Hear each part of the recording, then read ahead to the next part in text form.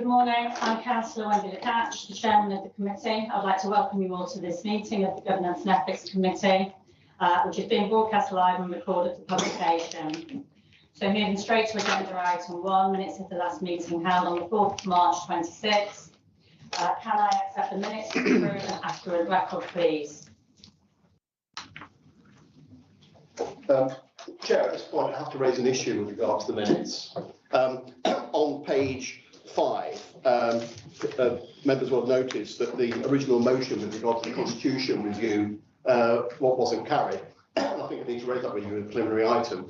As some of you will be aware, paragraph 53 of the Constitution states that committee decisions are final and should not normally be altered or amended for 6 months unless a decision is unworkable or for whatever reason a further report of the issue is then brought back. Now, at our meeting on March the 4th, we made a decision not to carry the motion about amending the Constitution. Yet its motion in virtually identical terms is here today. Accordingly, in my view, the committee should not be discussing the item at all, and to consider it would be beyond the Council's powers and would be ultra-vires in law. Now, I have been in touch with the monitoring officer on this, and her view is that because a motion was not passed, that means a decision was not made. I'm sorry, I can't agree with that. A decision was made. The decision was not to pass the motion. This committee has made a decision that can't be revisited until September the 4th, by my calculation. And I'm making this comment with auditors in attendance because I know later on in this meeting we'll report about how the council ensures that it follows all relevant laws and regulations. And I believe that what's here, I'm afraid, looks like gerrymandering and is really not acceptable. Thank you, Councillor Pearson. Likewise, I've obviously sought the advice of the monitoring officer and legal advice. May I call upon Charlie Mason just to make a comment there, please? Thank you, Chair. We have discussed the matter at length. We're aware of members' concerns about the procedure here. In terms of whether a decision has or hasn't been taken, there was obviously a motion put before the committee at the last meeting. There was an amendment to the motion. Both of those items fell and they were considered. In terms of the substance of whether that constitutes a decision, there is an absence of a decision there. So it wasn't a clear decision by the committee to say, we do not want to look any further at the Constitution. We resolved to send something back to Council to say, you know, we can't follow your instructions to establish a law to agree to review the Constitution. That, as far as we can tell, there was broad agreement within the room to say the majority of the items put forward were agreed with the members. Some part of it wasn't able to be carried. At the end of it, we ended with no clear message from the committee as to what the decision was. As such, it is open, so it comes back to committee to take a clear decision. If members feel that they want to take that decision today and send something back to council to say we can't work with this, that's open to members to do. But the interpretation of the monitoring officer is that it is fair to bring this back to committee, the committee take a clear view. Thank you, Charlie. Councillor Carr, I think that is hand up now. So what we're saying is that the Constitution only applies if the decision that was made was a positive in agreement with the motion. So we've not made a decision when we've actually said, no, we don't want this motion. That seems to me daft. Sorry, but just seems daft. And it's unconstitutional, in my opinion.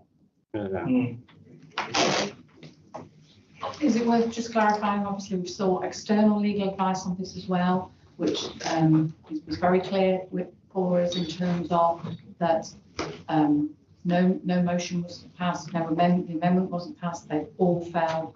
So no resolution was passed. That's what the minutes reflect. So the minutes are correct in terms of the position, and therefore that section 53 doesn't apply because no decision was made. That's the external legal advice as well as the internal legal advice. And I think, as I said to you,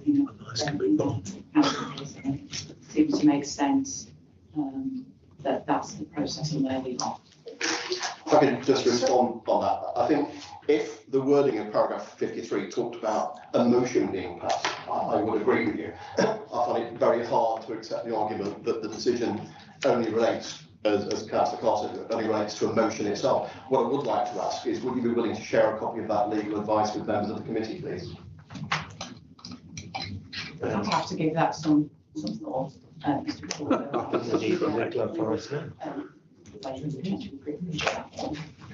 But I'm happy to tell you that that's the advice we have, and look right in the eye. We're just doing that for why. Thank you. Councillor Girling. Yeah, thank you. I'm going off what the Charlie, saying about the fact there was no clear decision made. Well, the vote was a clear decision. So are you now saying then, when the majority vote in favour or against something, that's not a clear decision? There was no majority vote. But So there was, of course there was. There was one more than the rest of them. That's the majority. Yeah. If one person more in a group votes in favour or against something, that is the majority vote. That's what democracy is all about. More people voted against it than voted for it. So that is a clear decision. And you said that there was no clear decision. I don't agree with that. I think that is you trying to bend the rules so that they can get on and put something through. And what makes it even worse is the councillor that made the decision was one from your group. Yeah, and what you've done is you've got rid of her. Yeah, that's disgraceful. Right? She was the only one with integrity. She's the only one that thought this through and thought, actually, it isn't fair to do this. It's wrong. And she voted against it. And what you do, you get rid of her. And that's disgraceful because you're not letting people represent the communities that we're here to represent. You're trying to stifle what we're allowed to say and do. And that is not democracy. thank you, Councillor Girling. Just to respond to that, we're not trying to stifle democracy. What we've tried to do with the Constitution and the cross-party working group is agree a consensus, which we have done in the majority of points that have been raised and discussed. There are a couple of areas in that cross-party working group that we couldn't reach agreement on, couldn't reach agreement in the G&E committee last time round. So at this point in time, I'm taking the advice of monitoring officer and legal. I'm following their advice. Councillor Lawton. Thank you very much, Madam Chairman. I think there should be an adjournment so we can have a look at the legal advice. Yeah. I'll second. We deserve to see it. We deserve to see it. It's fun, Chairman. This is absolutely fundamental to the workings of this committee and the workings of the council. If somebody is relying on legal advice, then our residents deserve to know what that legal advice is and to see it in writing.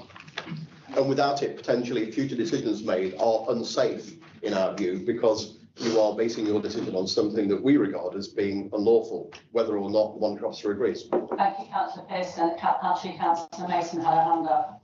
Sorry. Sorry, committee. I was not here last time. My apologies were sent in. On that, I think we've got to a point where it's either we believe the monitoring officer and the external legal advice, or we have the opinions of individuals.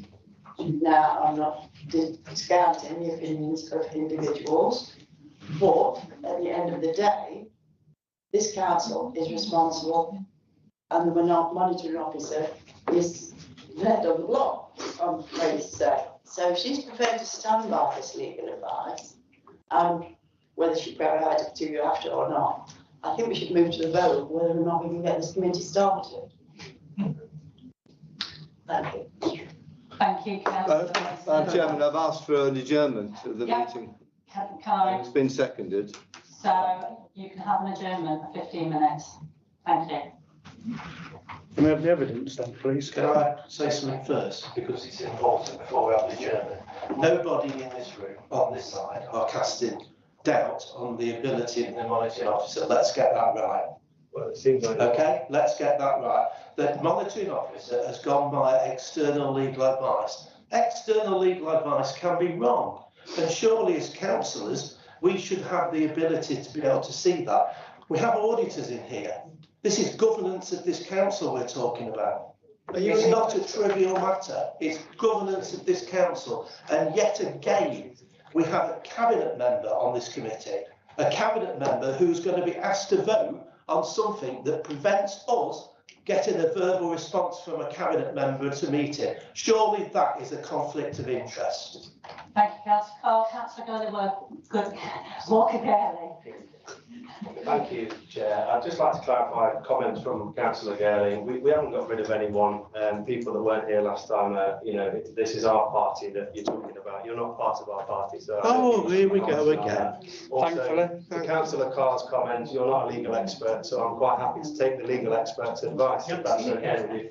I trust the monitoring officer. How do you know I'm not a legal expert? You don't. Thank you very much. Before we go any further, we will take an adjournment of 15 minutes. We are now at 10:41, so we'll reconvene in 15 minutes. Please can we stop the recording?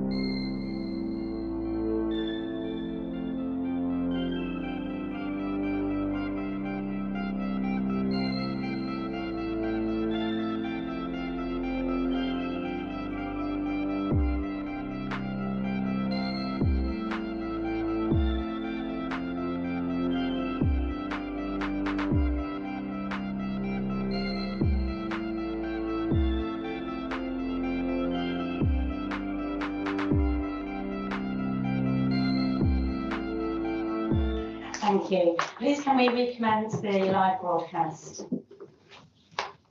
Thank you very much. I'd now like to hand over to Charlie Mason. Thank you, Chair. So following earlier when we adjourned the meeting, obviously the pertinent question at that point was around the release of the external legal advice we've had on this situation. In consultation with the Monitoring Officer has determined not to reveal external legal advice. We can confirm that the Monitoring Officer was aware of it earlier, was entirely accurate. But the reason for not disclosing external legal advice is, as with any external legal advice or even internal legal advice, revealing that in public potentially is to the detriment of the council's position if it seeks to rely on that in future proceedings. So we can summarise it, which is to say it backs up our position. But the key point here is that the interpretation for the committee to be advised on is that the Monitoring Officer and the internal legal officers agree with that interpretation of paragraph 53. So at the previous meeting of the committee, there was no decision such that the agenda item, which has come back today, would be blocked. So there was clearly a motion was put forward and was voted on, an amendment was put forward and voted on. Both of those fell. There was no positive decision by the committee to say, for example, that the Constitution Review Group should stop, that we should report back to full council to say that this process couldn't be conducted by governance and ethics and it should be turned back to full council. That's the basis of the legal advice, which is to say there was no decision that was such that would block a similar paper coming back in the future. It was simply an absence of a decision. There was no clear instruction from the committee to say, we agree with this, we don't agree with this, we think that this ought to happen or that ought not to happen. It was simply, these proposals being put forward, neither have passed. So that's the position in terms of the external legal advice. It can't be revealed for that reason. It wouldn't be for the best interest of the council to go down the route of revealing that advice. And that's consistent with the approach we've taken in the past. We would tend to summarise that advice for members so that you are aware as decision makers that what you ought or ought not to be doing from a legal perspective. We're content that we've provided the necessary information to you on the interpretation of the Constitution, and that's the position that stands. Thank you. Thank you, Charlie. Councillor Girling. Yeah, thank you, Chairman. Just for clarification then, because there's people out there that's going to be watching this or will be doing, because we'll make sure that they see this information. So to put it in simple terms then, the fact that the thing was voted down is not positive, therefore it's been ignored, and therefore it's considered they don't count, so you're bringing it back. Is that what you're saying? Because from my perspective, and I wasn't here, but from my perspective, the positive decision was that it was voted down, and it's a case of perception, isn't it? So the fact that the leading group wanted it to happen, and if they'd have won, it's a positive to them. The fact that it didn't win was a positive to us. So can you do it in simple terms? Is that true? Is that what you're saying to us? Because that means every vote that's ever taken in this council, if it doesn't go the way that the council wants it to go, it's not considered. It's irrelevant because it's not a positive. Yeah. That's what you're saying by this. And I know this is only a committee, but that transfers to everything that we do. If it falls, yeah, because it's not positive, then it don't count. Thank you, Councillor Girling. I think you've asked a question. Can I pass that back to Charlie Mason, please? So there was no decision that we can clearly say this is what the committee thinks. The vote was the decision. I think the clearer way of looking at it, Councillor Girling, is to say there was no action. There was no positive action came out of that resolution. So the positive action is a motion was put in front of the committee. The motion failed, but the committee has been tasked with setting up a working group to review the Constitution. In the absence of any sort of solution to that last consideration, it went back to the working group. And that's what's coming forward today, is the revised resolution, which were attended by all parties. So we've had other meetings of the working group in the meantime, basically. And the idea is that we're bringing back something which is an updated version of those proposals. So they're not identical to what came to the previous committee. There are some changes in there. And the idea was to bring it back there because we need to have a positive resolution at the end of it. The minutes do not have a resolution. And that's the key fundamental flaw, is that there's no resolution to that item. Thank you, Keith. Yeah, so just to say, a motion was put in front of the Governance and Ethics Committee at the last meeting to support things being referred on to council. There was then an amendment to that motion which was put forward. The amendment was voted on, that fell. The initial proposal to refer it on to council, that also fell. There was no decision by Governance Ethics to say this can't be considered again in the future. We want to report back to council to say it hasn't happened. You're making it up. I'm sorry, you're making it up as you go along. I disagree with you. Well, I totally disagree with you. There was no clear decision taken by Governance and Ethics to do anything. It was simply an absence of, there was no agreement on a particular point or a general set of points. And so that part of the Constitution doesn't trigger in terms of saying that you've taken a decision not to do something or to do something. There was an absence of a decision at the last meeting. Thank you, Charlie. Actually, Councillor Girling, I found those remarks to the senior solicitor quite disrespectful. Well, I don't care, to be Councillor fair. Clark, please, you had your hand up. I had mine. Sorry, thanks, Chairman. You can talk around this all you like with extremely long answers, which was totally unnecessary. It's ever so simple. At the last meeting, it was decided not to carry that motion. That's the decision. End of. Thank you, Councillor. Councillor Lawton, please. Yes, thank you very much.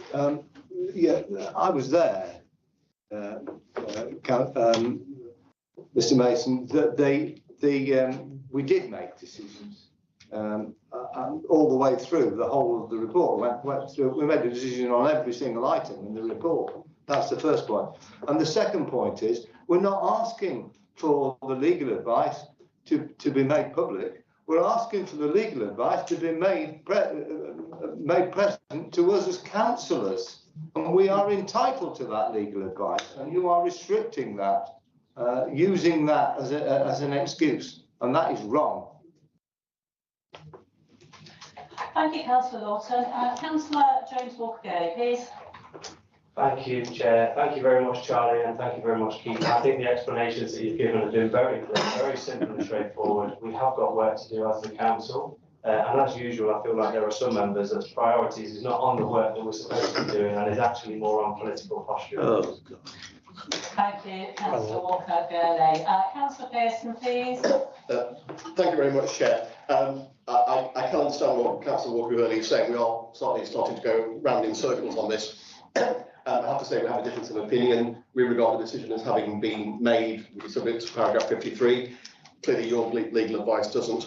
I am a bit disappointed by it. And I just need to, it's another item on the agenda, but if you look at page 35 about the annual governance statement, it does talk about the fact that legal advisory support is given to support the council in making legally valid decisions. And it seems the interpretation is, well, that legal advice is for the benefit of only certain people within the council. I think it should be available for the council as a whole, accepted as legal privilege in terms of going on to third parties. So let me just let that let that sit there. We do regard as something of a legal risk. We will vote against this item when it comes forward, and this group will consider such further steps as are open to it, which may include complaints to Ombudsman or otherwise. But I think, you know, if we can draw this to a close, we've got to, I think. Thank you very much, Councillor Pearson. I have to agree with you on that one. So moving forward then, the first item on the agenda. Find out my hand. Sorry. Find out, put my hand up. Councillor Carr. Thank you. Or just briefly, this isn't party political posturing. This is voting against and standing up to what is a dangerous precedent. Now, at the meeting where this decision was taken, the fact that nothing positive appears in the minutes isn't the fault of councillors. Somebody should have said, right, we need to put on here, like it's a planning committee. If you vote against a motion that is for approving a planning commission, and you vote against it, you have to have another motion to say that you voted against it. We didn't get that. So somewhere along the lines here, a mistake has been made, and because of that, we now have a dangerous precedent with regards to the governance of this authority. Thank you, Councillor Carr. Councillor Walker-Gurley. I'm a little bit confused here. So we've got a working group that's trying to review the constitution, and what would you have us do? We haven't come to a conclusion. Are we going to stop this work for the review of the constitution, which is clearly needed for the next 6 months? Just because Why is it desperately we needed? haven't come to a conclusion? It just makes no sense what you're saying. It's desperately needed. Thank you, Councillor Walker-Gurley. And Councillor Cathy Mason, please. I wasn't really going to add to that because I think it's been overdone. I was just trying to pull you back because it has been a long time. We haven't actually passed the minutes yet. Thank you, Councillor Mason. So with that in mind, going back to the first item on the agenda, can I accept the minutes as a true and accurate record, please? Thank you. Agenda item 2. It's going to be a long one. Apologies for absence. Madam Chairman, there was no vote there. I wasn't asked to show whether I was in favour or against. Is that another governance slip we're going to go down moving forward? There is no vote required for it. We approve Why the did minutes. you ask us to approve it then? Can I accept the minutes as a true and accurate record, Well, please? then we should have been given the opportunity to say no. We don't agree that it's a true and accurate record because it isn't.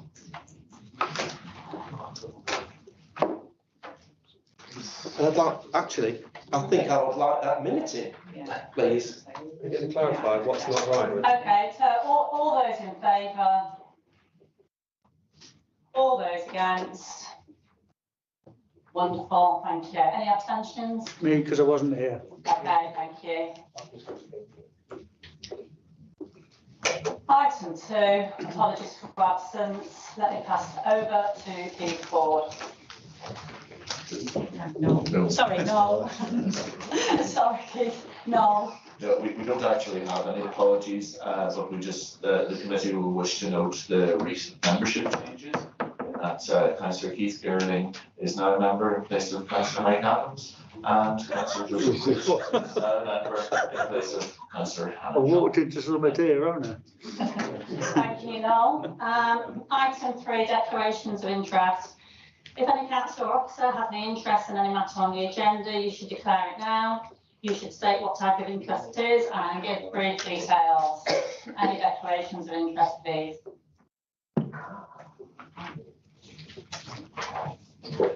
Item 4, audit statement of accounts, accounting policies 2025 to 26. I formally move the recommendation included on page 8 of the agenda pack that the committee notes the authorities 2025 to 2026 accounting policies. Do I have a seconder, please? Thank you, Councillor. I will now hand over to Glenn Bicknell to introduce the report. Thank you, Chair. The report we've all been waiting for relates to the statement of accounts 25-26 and the accounting policies that we'll be using to underpin those.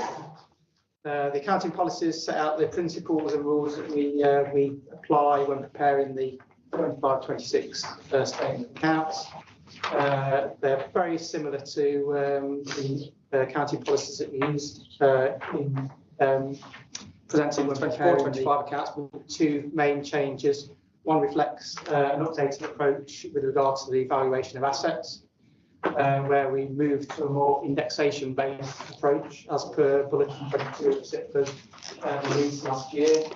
And the only other change is that a couple of immaterial accounting policies have been removed from the accounting policy statement as recommended by the external auditors as part of their audit completion report last year. So that pretty much summarises the policies 25-26, Chair. Happy to take any questions. Thank you very much, Glenn. I'd now like to invite views and questions from members.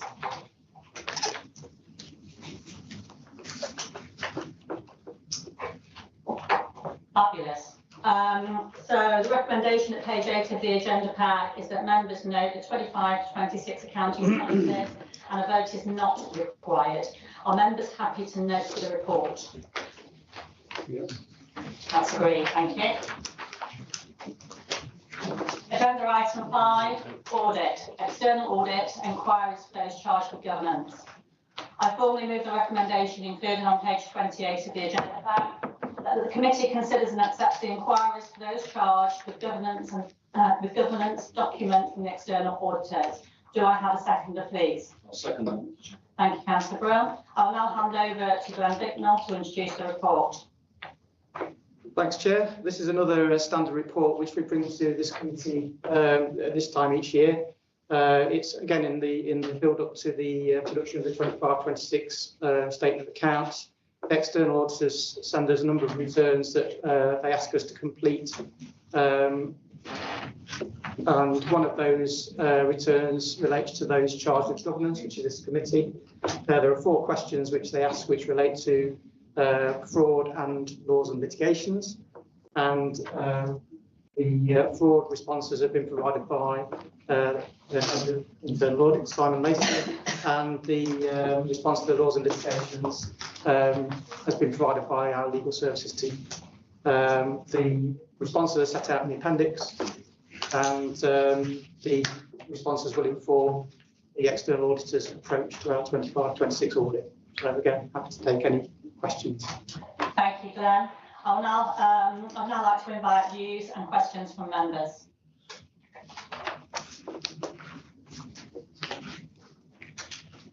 Councillor Pearson. Can I raise something? I think we're being asked for comments potentially on things like the annual governance statement. Given what we just heard, as I mentioned before, at page 35 of the report from Fulvis Mavars, it talks about assurance that relevant laws and regulations are complied with by taking legal advisory support from in-house and, where necessary, external advisors. I would like consideration in terms of whether that advice will be able to be shared with members as appropriate. I don't know if that's something that could be taken into account, and I appreciate that this report is just for comment, but I'm a bit concerned about what happened earlier, that the somewhat selective approach to sharing information, and this could happen again in another context. Thank you, Councillor Pearson. Thank you, Councillor Pearson. I'm sure that the exchange earlier on is a good example of the fact that legal issues are shared with the committee, and will be worked upon and resolved eventually. So I expect that the legal services team and monitoring officer will be working with you on getting a resolution to the issue that we saw earlier, and the external auditors will be pleased that these issues are being shared. I think, with respect, that doesn't fully answer my question, and I suspect you probably know that.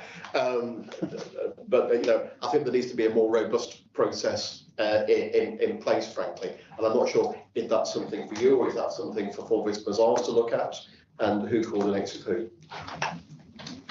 It's certainly something that we'll be discussing with the monitoring officer and with external auditors if required. Thank you, Glenn. Councillor Lawton. Yes, thank you very much, Madam Chairman. Glenn, I don't want you to answer this question, but I'm going to mention it just so that I'm highlighting the issue. One of the criticisms that were put forward by Mazars in their external audit report was political interference. I'm looking at the makeup of the committee and the comments coming through from the constitutional review and the decision that we have just made at the start of the meeting. I think we're, in inverted commas, going down exactly the same route. We are allowing political interference. As an ex-chairman of this committee, I understand how it operates, and it is a very dangerous precedent that is being set as far as we're concerned, particularly as the opposition and also for the residents that we represent. Comment. All opposition. Thank you for your views, Councillor Lawton. Any other views or questions, please? Okay, I would now like to, we will now move to vote on the recommendation at page 27 of the agenda back. Is that agreed? Yeah. Thank you. Any against?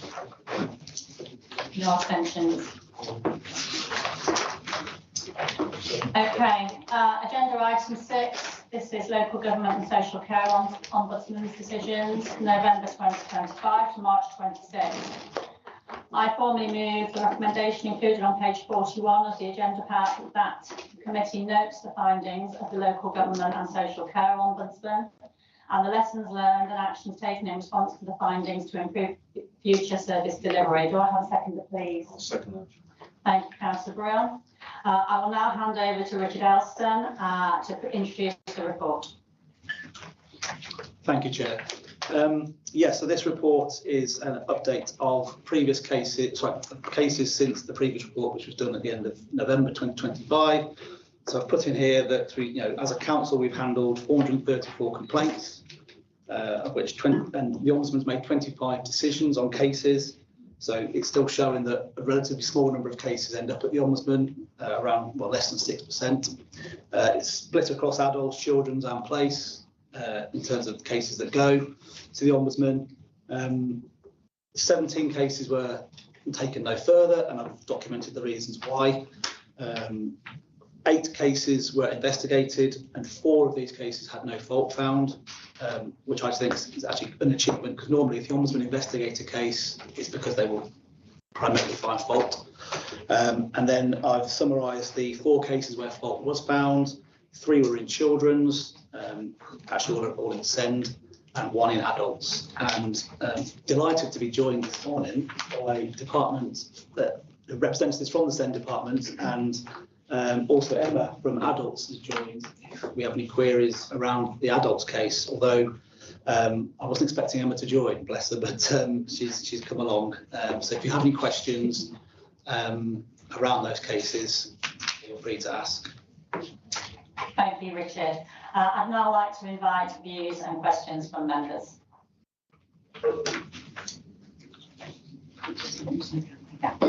Councillor Lawton. Yeah, welcome, Claire, and welcome, Emma.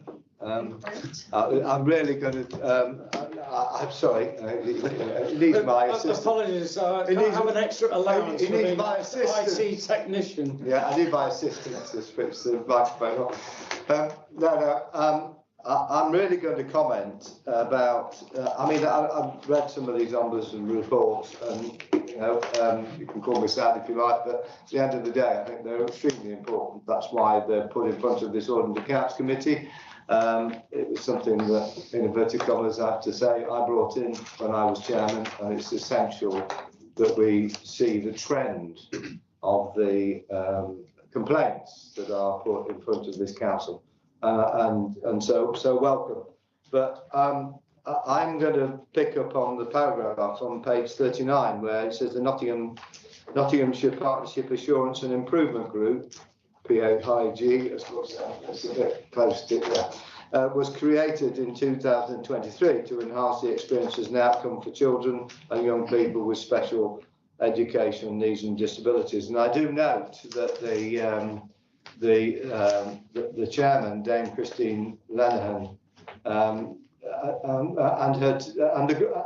the committee have made considerable inroads into SEND provision in Nottinghamshire and are to be applauded for the work that they have done.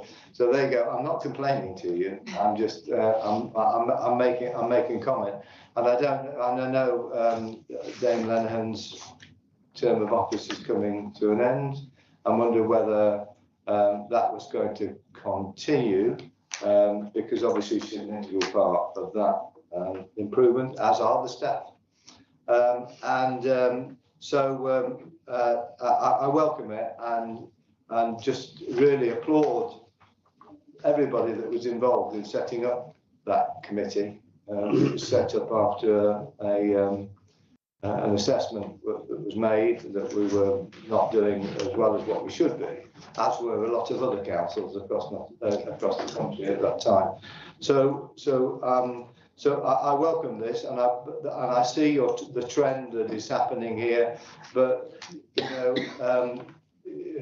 to have the Ombudsman actually turn round and comment and say that the committee is starting to make an impact is a real positive move forward as far as we're concerned. And had it not been the case, I would be the person turning around and saying, what are you doing to put it right? But you are doing something to put it right. So well done from my point of view. And obviously you're well aware that I've been involved in SEND quite recently. I've dipped my toes into what is an amazingly important part of this council.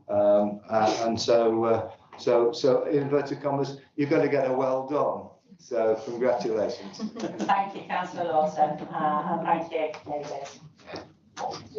So would you like me to come back to Christine Lenihan?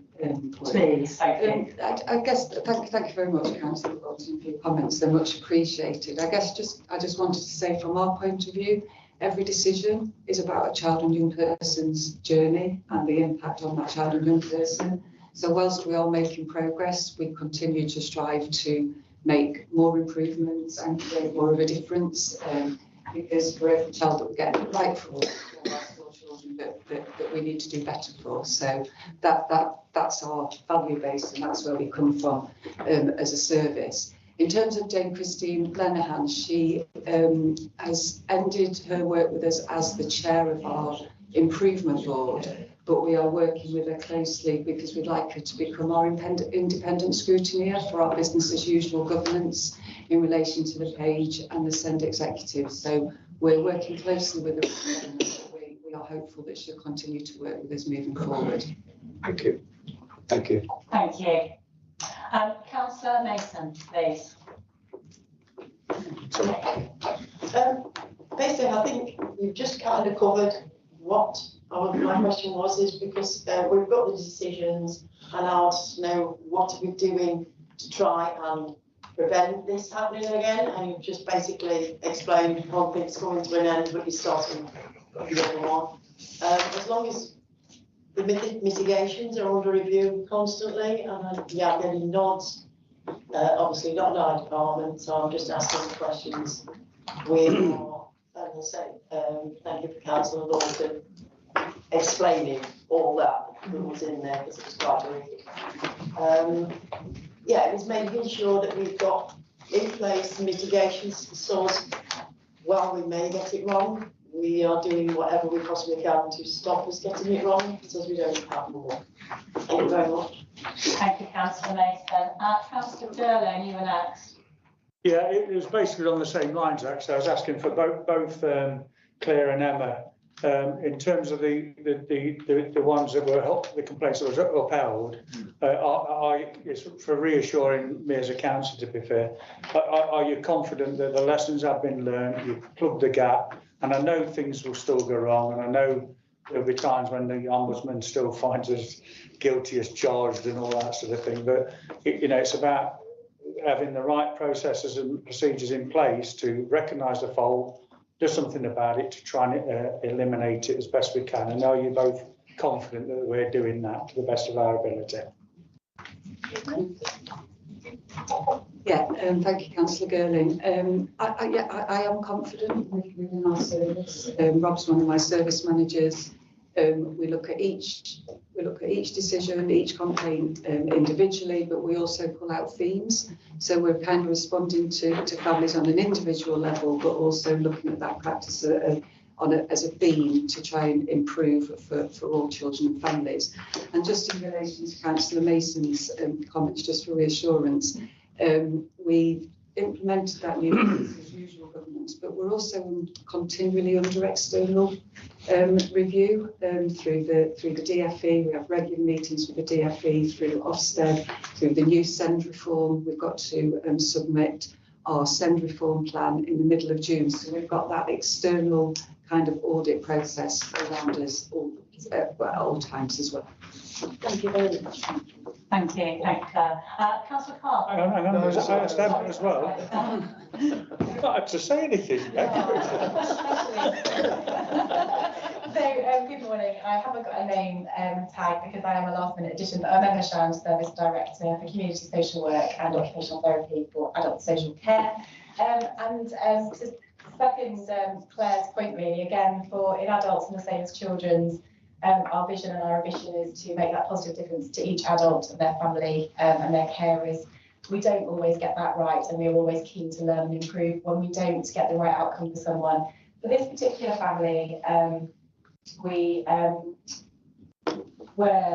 not clear enough in our decision making around mental capacity assessments about whether this person could return home or not. And the Ombudsman found fault with how we've made those decisions. So in terms of the learning from that, the learnings identified in terms of the report, what we have done again, we look at each individual case, as Claire says, for children's, but also the themes. And mental capacity is a theme that we are seeking to improve in adults. It's a complicated decision. It can be quite difficult to assess someone's mental capacity, particularly around decisions about where they live to reside, where they live to receive care and treatment. And people's capacity can change over time. So in terms of some of the steps we've taken is enhanced our training for our workforce, our social workers, occupational therapists and community care officers.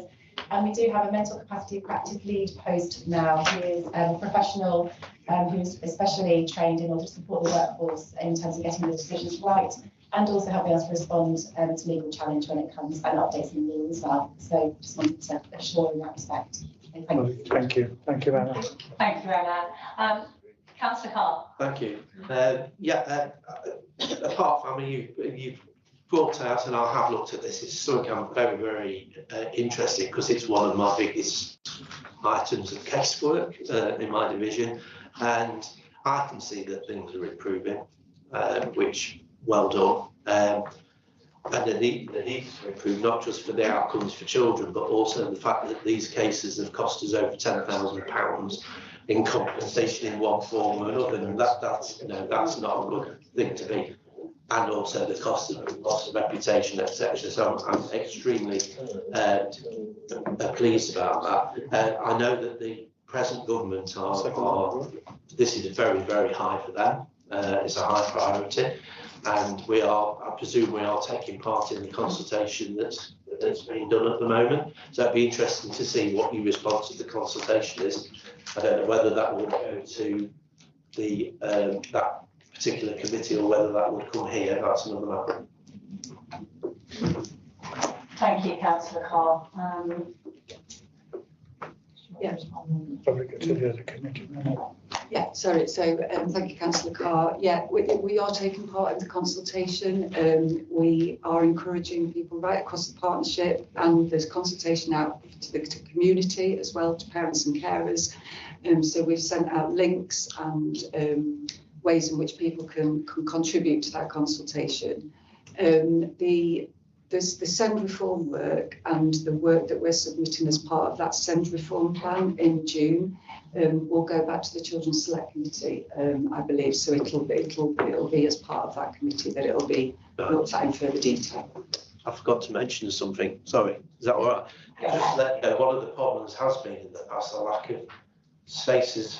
People in secondary school years that don't want to go into the mainstream schools for one reason or the other. Pleased to say that a planning application has gone in this week for a secondary school for pupils with special education needs and or disabilities at Foxwood, which I'm excited about. That's all I can say, because I'm on the planning committee at Foxwood, so I can't say any more than that. But that will really, really help the situation. Just to say the question. Thank you, Councillor Carr. I believe Councillor Pearson has his hand up next. Thank you. Yeah, just a quick one. On SEND issues, I know this off from a recent case that Claire hopefully got involved in, but there can be delays in sorting out EXCP plans. Just looking at the figures, there's been a 26% increase in requests in the first quarter of this year. I just wonder if there's any signs of that tailing off, because I appreciate you're going to have, even with your increased resources, problems meeting the timescales when the demand, wherever that's coming from, whether it's parents becoming more aware, wherever that demand's coming from, I just wonder what your reaction is to that. Yeah, you're absolutely right. We continue to see an increase in requests for assessment, which is leading to an increase in the number of plans that we are agreeing to. The short answer is we don't see that there's going to be a change in that moving forward. The new SEND reform has meant that we've seen a further increase. So I think there's a lot of anxiety in the parent carer SEND community with the government's new proposals for reform around whether, keeping hold of the support that they've currently got or trying to get support in place before there are any legal changes. So the short answer is no. We don't see that slowing down. We have had an increase in our EP capacity, so that supports us with being better around our timescales for assessments. But we are trying to plan. We're trying to plan better. We're doing a lot of work on our forecasting, thinking about demand over the next 2 to 3 years rather than just being reactive to what's coming through the door. And we've got a lot of transformation support in terms of looking at our provision right across SEND and that forecasting model and how we can be better equipped in the future to respond to those levels of demand. Thank you, Claire.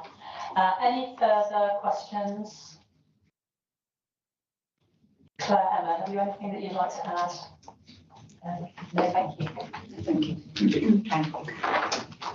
Thank you very much. So the recommendation at page 41 of the agenda pack asks the committee to note the Ombudsman's findings and the lessons learned and actions taken in response to those findings. A vote is not required. Are members happy to note the report? Item 7, Constitution Review. I formally move the recommendations included on page 76 of the agenda pack that the updated summary of the outcomes of the considerations of the cross-party Constitution Review Working Group as outlined in Appendix A of the report be noted. The proposed changes to the Constitution as detailed in Appendix B and Appendix C of the report being recommended to full council for approval, and further reports on the outcomes of the ongoing work of the Constitution Review Working Group be submitted to future meetings of the committee as appropriate. Do I have a seconder, please? Seconded, thank you. Thank you, Councillor Burrell. I would now like to invite views and questions from members. Councillor Pearson. Thank you, Chair. You will be aware that myself and other Conservative members are against some of these proposals, in particular the provision to ban in-meeting supplementary questions at paragraph 1.2 and to reduce the time limits for questions to councillors at 1.5. As those of us who watch Prime Minister's question time will know, the ability to ask supplementary questions is actually a very useful way to get to the nub of the problem. I'm not really sure, and I think this is my question, why Reform seem to be so frightened of being able to answer those questions. Surely any portfolio holder who's up his brief shouldn't have any problem in terms of dealing with these issues. It seems to be a retrograde step in my view. Thank you, Councillor Pearson. It's not a case of being afraid of answering questions. It's a case of supplementary questions being put forward and getting a full and quality response on that supplementary question, freeing up more time for other people to speak, actually getting business done, because as a full council, we are one of the very few full councils that don't actually get business done, and motions are deferred to next council meetings. So it's freeing up more time to be able to give effective and efficient business services to our taxpayer and getting paid for what we're meant to be doing. I'm not sure whose hand went up next. Councillor Walker-Burley, please. Again, just a comment on that comment about being afraid. I think I was asked 5 questions at the last full council and answered all of them and the supplementary. So none of us are afraid of answering questions. That's why we're here. We're happy to do that. We think the format needs to change, and that's what we're doing. Thank you, Councillor Walker-Burley. Councillor Cathy Mason. Yeah, just checking, because Councillor Pearson says that we don't ask the question. You can ask the question, it's just you're going to not get a direct answer, you are going to get a written answer. So I think supplementaries do still exist, but you're going to get a written answer. Could I just clarify? So there will still be questions that your members will be able to ask the question and get an answer. If they want to ask a supplementary, they'll have to do it in writing and get a written answer. So there's still questions. And there's still There you go. So basically, it's just putting down repetition in that council so they can actually get work completed. That's correct, Councillor Mason. I think Councillor Clark, you had your hand up next. Thank you, Chairman. I've got two main points to talk about. Firstly, just carrying on from what's just been mentioned, quite frankly, I'm astonished by this proposal because supplementary questions have nothing to do with repetition. So I'm surprised about that comment and your agreement that it is repetition. The whole point of having a supplementary question at the time of it being asked verbally in the council is that then residents who are watching the council meeting and listening and seeing the questions being asked will be able to see the supplementary in the same context as the original question. And I don't think it's right that residents should be expected to, oh, well, that question was asked, but now I've got to wait and find and write in and ask to see a copy of the supplementary answer, question, which would have been relevant to the original question that was asked. So I think that is a serious flaw in this argument. Not to mention, I'm sorry, completely disagree with this stopping supplementary questions because I do say, what are they scared of? What is the problem? Because to me, what this is actually saying is that the leader and then as a consequence, the cabinet members, committee chairman or their nominees, as stated in paragraph 54, that basically they haven't got the confidence or the knowledge of their brief to be able to give an answer to a supplementary question, and that they need, because they haven't got that knowledge, then they're saying they want time to be able to think about it, rather than be sufficiently knowledgeable of the subject to be able to answer it straight away. So to me, that smacks of being cowardly, that they're not able and that they haven't got that confidence and they're not on top of their brief sufficiently to have that knowledge to be able to answer the supplementary straight away. My second point is that there are several mistakes in certainly Appendix B, which to me render the document questionable and in need of further review. Because if you turn to paragraph 25 and link that with paragraph 27, it talks about an opportunity to speak for up to 3 minutes on any issue. This is in relation to constituency issues. Then in paragraph 27, it says if any councillor wishes to make a 2-minute speech. So what's this all about 3 minutes and 2 minutes? Don't understand that. Is there a mistake there? It seems like there's a mistake there to me. And secondly, and these are just two mistakes I've come across in paragraph 47. Emphasise, I'm reciting paragraph 47. The monitoring officer will rule a question invalid and give reasons if a submitted question does not comply with the provisions in paragraph 47.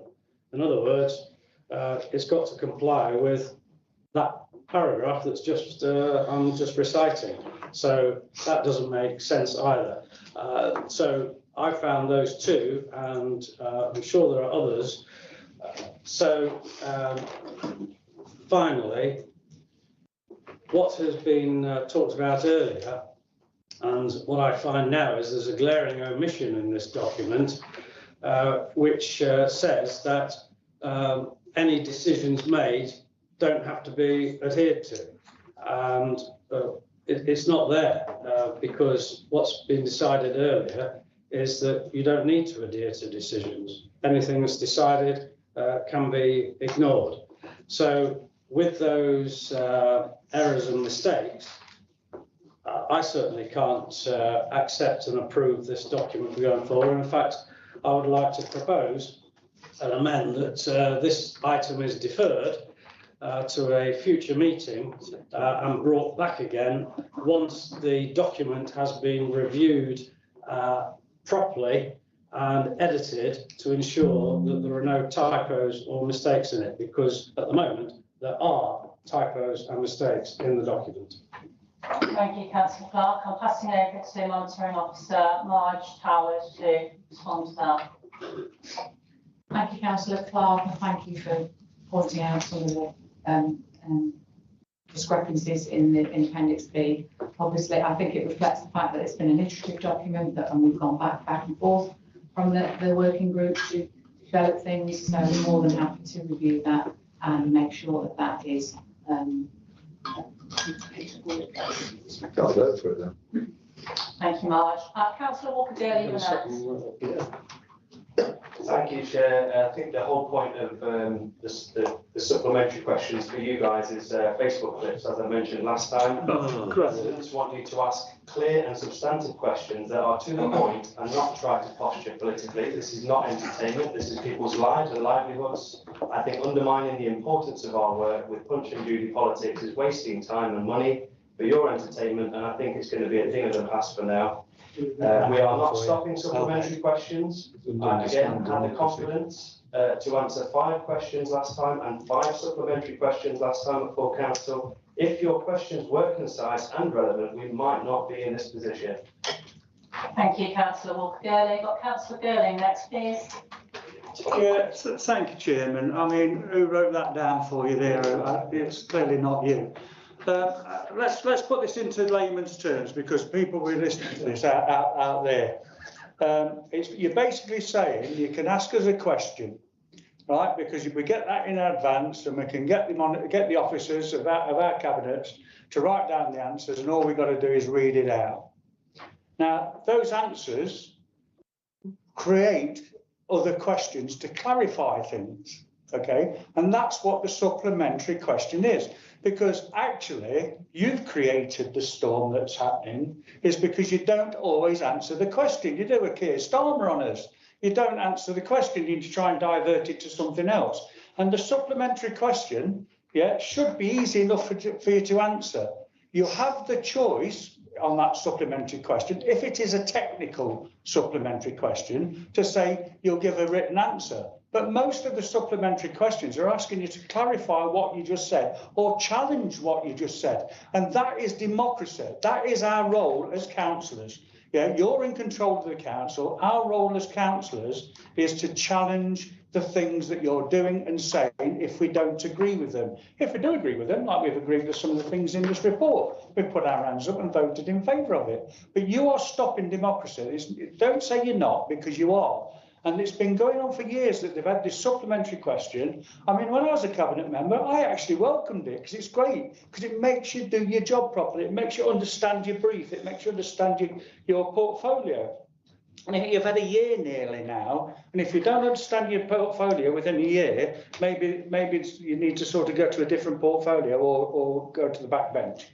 But because it's part of democracy, we're holding you to account, and you're trying to stop that, and that is wrong. Thank you for your input, Councillor Girling. Councillor Rich, you're next. Thank you. So I completely agree. The point I'm going at is, what's that now? Yeah. Go on, what's it now?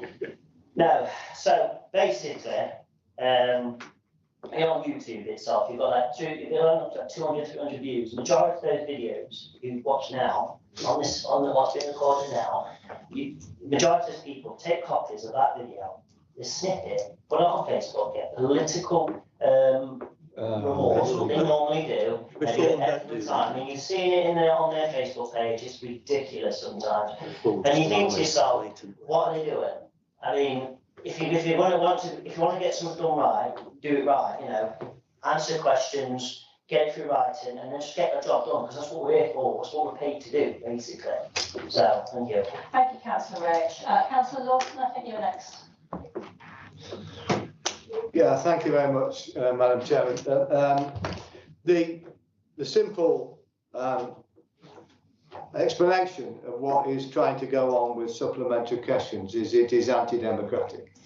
And if it's anti-democratic, it is flying in the face of those people that voted for me in the Farnsfield and North Muscombe division. I am placed here to ask those questions on their behalf, not my behalf, on their behalf, because they are the individuals that voted me, and that is how democracy works. Let's pare it back to the reason why you want to go down this route. And the reason why is because you're under the misunderstanding that we ask a question and then preload it for a supplementary. Well, that may happen occasionally, but on most occasions, the supplementary is born out of the answer that is given in the council.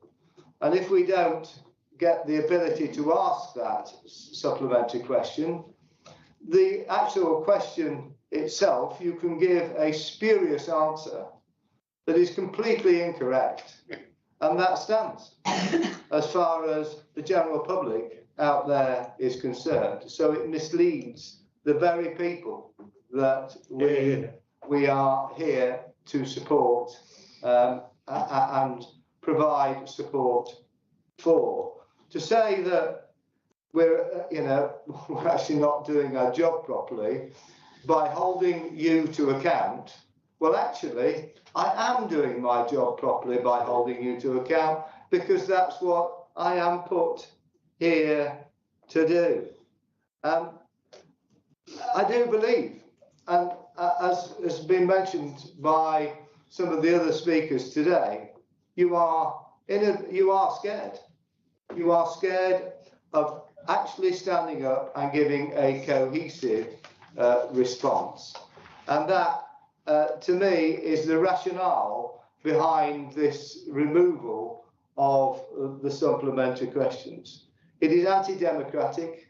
It is anti-accountability. And it is certainly anti the residents that I represent. And it is a disgraceful way of closing down democracy. And I disagree absolutely, totally with it, and will be voting against this particular paper. Thank you very much. Thank you, Councillor Lawton. Councillor Mason, you're next. I think we're going to have to agree that we're going to differ. Yeah. To move this on, do we need an amendment to the alterations that's been pointed out today? Or do we need an acknowledgement that should there have been any errors, that they will be corrected before full council? No. Do we need some kind of qualifying? Sorry, Councillor Mason, I thought I'd already provided that. But I just wanted to, yeah, thank you. Say for clarity, to go through it. As Black knows, we'll go through them. The document and make sure that that's what would be the actual changes. Bring it back again. And get those through. Yeah. That's what we're doing. Can I suggest that we move to the vote? No. Councillor Walker. There are other people that want to speak. Suggest what I like. Councillor Walker. Thank you, Chair. And again, I'm sorry to bore everyone and keep having to talk. I am the only representative on the cabinet here, and I feel like Which is a problem.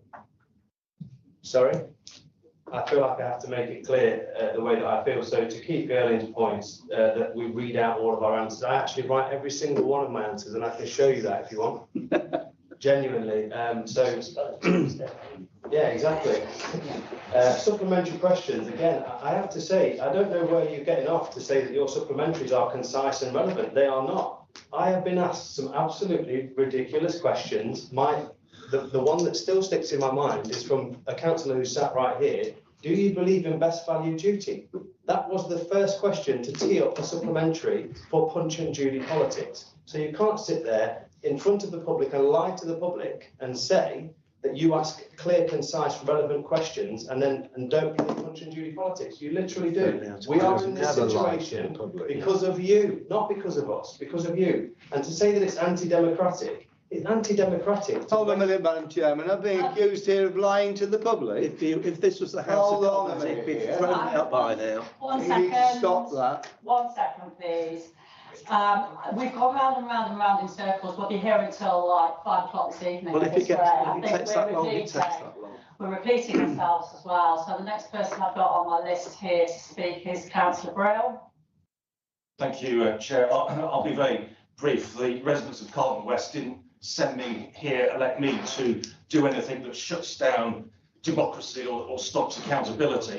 But one of the things that people in Carlton West and in Nottinghamshire and probably elsewhere are sick of is the Punch and Judy, gotcha style of politics, straight on social media, asking questions, supplementary questions that are totally unrelated, as the example that Councillor Walker-Gurley has very well given. People out there are sick of it. If you want to be in the House of Commons and play that kind of game, get yourself elected to the House of Commons. This is not House of Commons. We're here to do a job of work. And these questions, trying to tee people up to the gotcha moment where you catch somebody out or try to make somebody look as though they're not in charge of the brief. Look, this is an organisation with a budget of £1.6 billion. The people that are the portfolio holders, some of them have other jobs, they have other lives. They look like they're not professional politicians that sit on councils and getting allowances here and allowances there and allowances for this. And that's all they do, spend all their lives in County Hall. Some of our members have experience from the real world, the private sector, running businesses, doing things. So this is something that certainly we are going to, for now, put a stop to. You will get the information. You can ask a supplementary question. You can ask it in writing and you'll get a more detailed answer. Thank you. Thank you, Councillor Brown. Councillor Clark. Can I just say, Chairman, I put my hand up absolutely ages ago, and Councillor Walker-Gurley has spoken 4 times, and I've not been given the opportunity to speak once. That's not acceptable. Apologies, Councillor Clark. I didn't see your hand. I will come back to you after I've spoken to Councillor Clark. Thank you, Chairman. I was going to say, yeah, never mind. I'll ignore that last bit. It is.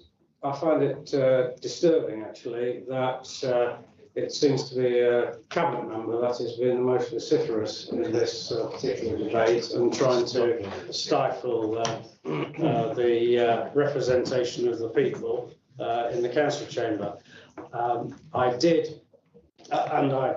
For that reason, I would question whether, in fact, he's got a conflict of interest, because he will actually be voting for himself to be allowed not to answer supplementary questions. So I think that, to me, that's a conflict. I did propose that this item should be deferred and brought back to a future meeting once it has been properly reviewed, because at the moment we can't have that confidence that everything is correct in it, because I've already highlighted 2 mistakes in it, and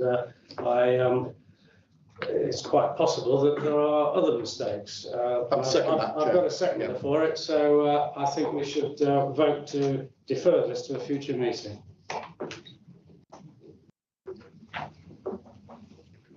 So what I've suggested is that we review the contents of the document that you referred to, which is the actual proposed amendments. We take that back to the working group as a way of being able to. So it's not decided today. That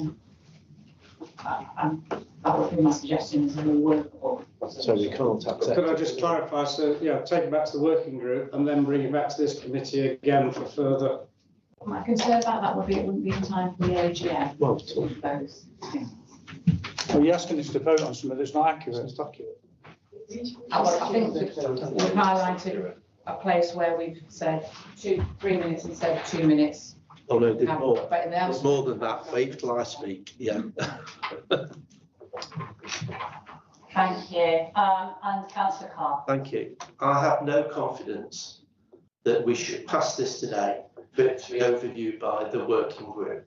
The working group where a meeting be called at the drop of a hat for a time that's not convenient for people. We had a meeting in the middle of the Easter holidays, the school holidays, which is a no-no really for this council. At the previous one, I got the agreement of the deputy leader of this council that on 1.5 debate times that we're going to have 5 minutes for everybody. Yet on here, it's still 3 minutes for all of the speakers. I got his agreement online, unless of course it was changed at the subsequent meeting, which I wasn't at. Now, I'm sorry, but I don't think any organisation who takes themselves seriously should vote for a motion that is inaccurate in the hope that a working party that has included inaccuracies in it to look at is feasible. If it misses the AGM, so be it. We've got to do it right. But, you know, I've sat here today and not only have we been called liars, not only have we been called just taking our fees and doing nothing, which is completely ridiculous. Didn't realise it was now acceptable to swear in committee, but you know, if that's the way moving forward, I've got a few choice words lined up, given some of the things that have been said today. Viktor Orban's just been beaten in Hungary by Peter Magyar, the fascist far-right Viktor Orban. To change anything in Hungary, the new Prime Minister needs a 66% majority, so 2/3 majority. So Reform wants up here to the county council, many of them with absolutely no experience whatsoever, and want to change things to suit them. Many of them have been in councils before where they know that that just isn't done in other councils. And they hit the nail on the head when the cabinet member has said, we think the format needs changing and we are going to do it. But I'm sorry, we're still a democracy. This is still a democracy. Reform might want to change that, and you know, you only have to have a look at other reform councils to see what you're up at. But we're not going down without a fight, and we're not going down without shouting out that this is all about Reform Party, and you're a party the same as everybody else, wanting control. Limited company party. Yeah. Thank you, Councillor Carr. I think you make your point very clear there. So we've had an amendment put through for a deferral from Councillor Clark and seconded by Councillor Pearson. So we're going to take a vote on the amendment of the deferral. All those. Can I have a recorded vote, please, Madam Chair? You need to put your hand up, guys. You need to put your hand up. Well, she'll ask for the vote, yeah? Yeah. Vote for. You have to get in first now. Sorry? So, shall I call the names in the order from where you're sitting, if you don't mind? So this is for. This is for the deferring. Yeah. Yeah. Okay, Councillor Carr. 4. Councillor Girling. 4. Councillor Lawton. 4. Councillor Clark. Testing your memory here. Councillor Pearson. 4. Councillor Mason. Against. Councillor Walker. Against. Councillor Rich. Conflict of interest. Let me go. Councillor Against me. Councillor Lucash. Against. Councillor Brill. Against. Democracy the reform way. Get more elected members. We're going to do that, don't we? Yeah. Sorry, so the vote is. The clock's running down, Councillor Walker Gurley, don't worry. So the result is 6-5 against. So the amendment has not gone through. So now we'll move to the vote. Hang on, Councillor, I did put my hand up to speak. It's not on that amendment. I just want a clarification more than anything else.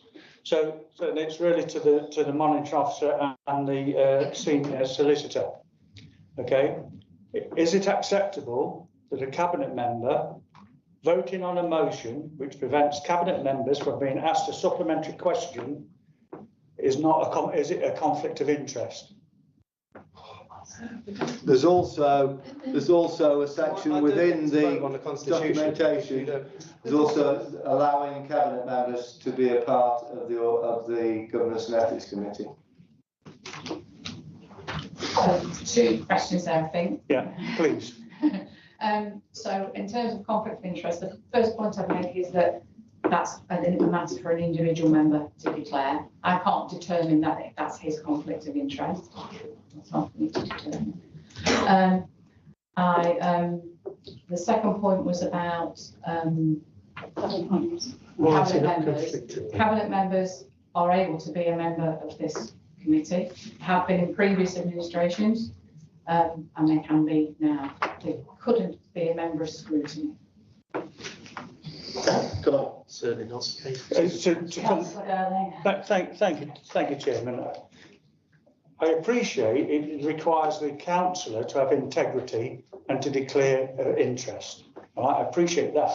But surely as the monitoring officer, if you see that is being breached, i.e. the councillor hasn't had the integrity to declare an interest, then is it not upon you to say that it's being breached? Or does it require then for me to put a complaint into you so you can investigate it? So you appear to be suggesting that the fact that it's about the work of the council or cabinet, because you would all be conflicted in that way, wouldn't you? Because it's So this is specific about cabinet members. Yeah, I don't see why Sorry, I think. Look, I've had my answers. I can see there's no integrity. I was going to say, I think the integrity of the monitoring officer. No, I'm not suggesting the monitoring officer in the slightest. So please do not think that that's what I did. It's the integrity of the councillor that should declare the interest, in my view. Councillor Mason, you had your hand up first before Councillor Pearson. I'm going to say it once more because I think I've lost the plot in this room, that the councillors are receiving supplementary questions, or the cabinet members are receiving supplementary questions in a written form. It is not, no, you're on about declaring an interest.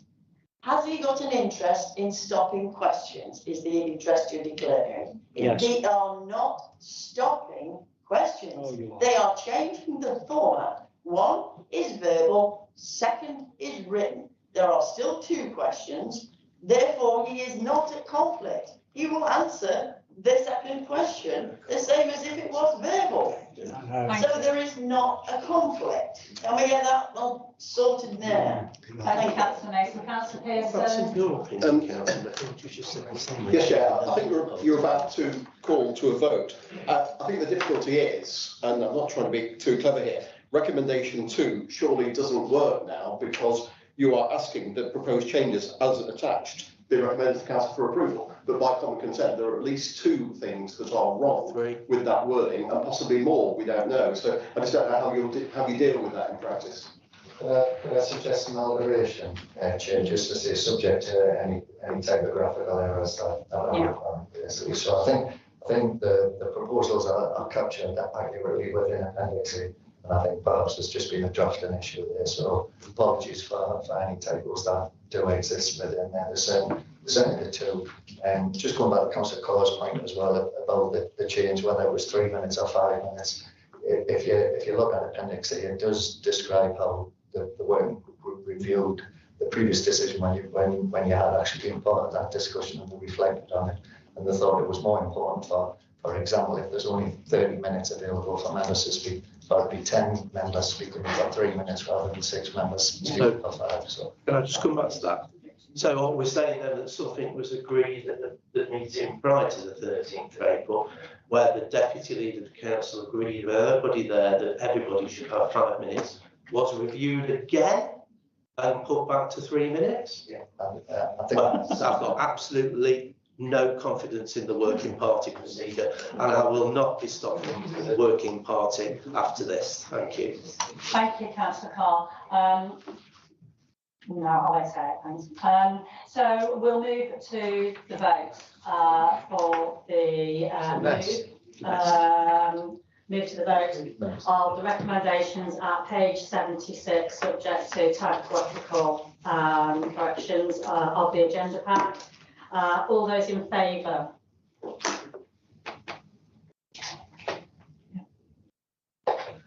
All those against?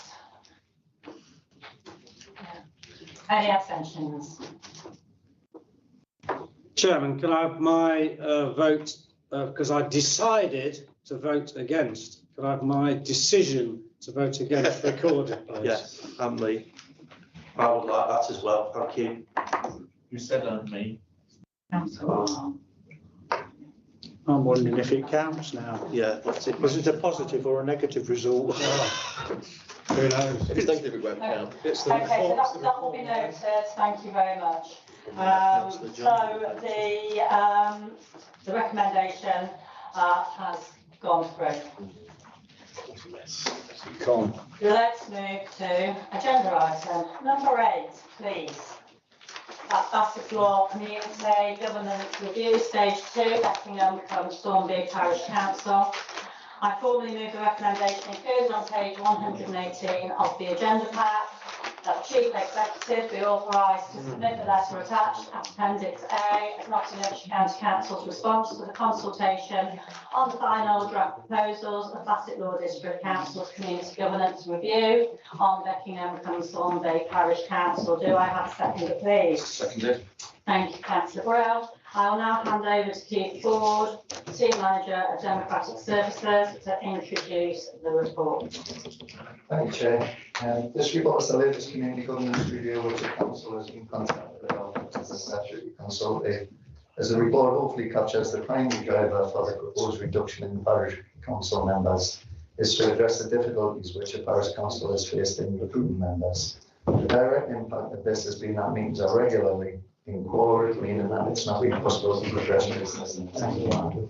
As you will see, the local county council has fully supported the proposal. Furthermore, all of our county councillors in the Bassetlaw division have been consulted and no concerns have been raised. I'm happy to answer. Thank you, Keith. I would now like to invite views and questions from members. Move it. We will now move to the vote on the recommendation at page 118 of the agenda pack. Is that agreed? No against. That's gone forward. Work programme is the last item on the agenda for 26-27. Are there any amendments to the work programme? Councillor Carr. Yes, can I make a suggestion, Chair, that the social media protocol with regards to our council Facebook, Twitter site hasn't been reviewed since 2015, and I have been made aware of some instances where the protocol has actually been breached by some cabinet members with regards to political neutrality. And I think whether we should actually have a look at this policy again to make it clear that it is unacceptable for cabinet members to actually respond to posts put out by this council trying to politicise the decisions that have been taken. Thank you. Thank you, Councillor Carr. I think, Councillor Carr, that we did discuss this in the members working group, just hear me out. And we did talk about picking that up as part of the members' code of conduct. Well, it's actually clear in the current social media policy Okay. that councillors should not make party political comments on posts from this council. What they do from their own party political sites is fine. You know, that doesn't fine at all, even though some of them don't actually know that the previous administration was Conservative and Ashfield Independent is another matter. But it should be made clear that trying to politicise the Armed Forces Covenant, for example, is totally unacceptable. This is something that has always been non-political. Keith was our Armed Forces spokesman in the past, and he did it in a way which was non-political. To go on to our Facebook site and say that receiving the award from the Armed Forces Covenant was the reform way is not acceptable in any form whatsoever. And we need to review this so that these cabinet members should be made aware that it's unacceptable to behave in this way when replying on our own Facebook sites. Thank you. Would you allow me to go away and work out the best way to do that review? Well, I have written to the Chief Executive about this, because I have not had a reply. It must be 5 or 6 weeks ago that I wrote to the Chief Executive. I'll write and reply back to you. Thank you. And we'll find the best way to undertake that review, because I hear the point you're making. Thank you. Are there any further amendments to the work programme? Good point. What's the point? Is that agreed? I'll now formally close the meeting. Please stop the broadcast. Can you take me off this committee?